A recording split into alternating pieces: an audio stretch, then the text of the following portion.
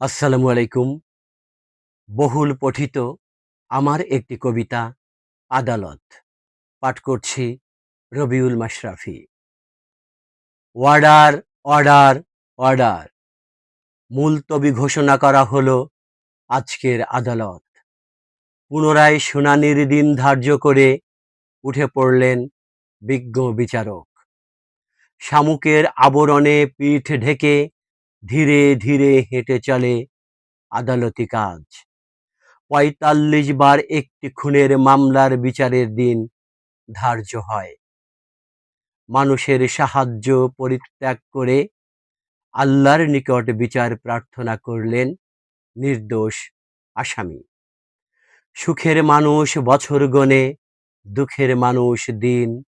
দুঃখের কাছে সব মানুষের থাকে অনেক ঋণ।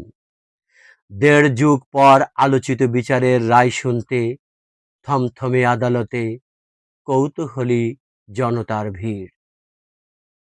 কি ঘোষিত হবে, যাবজ্জীবন নাকি ফাঁসি?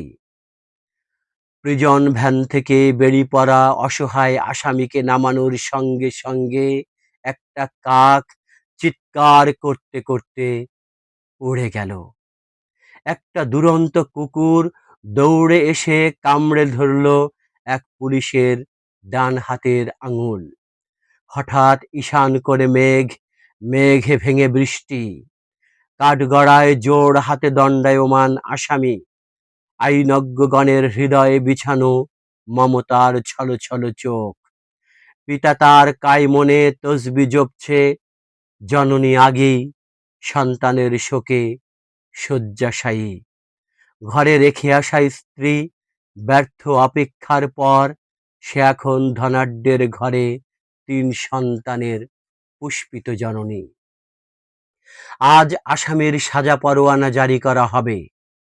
বিচারকের ঠোঁটের প্রান্ত জুড়ে মৃদু হাসি। Order, order, order. সাক্ষীগণের সুস্পষ্ট সাক্ষ্য প্রমাণাদি পর্যালোচনার পর এই মর্মে নিশ্চিত হওয়া গেল যে আসামি সম্পূর্ণ নির্দোষ। তাই তাকে বেকসুর খালাস দেয়া হলো। আজ আসামির সাজা পরোয়ানা জারি করা হবে।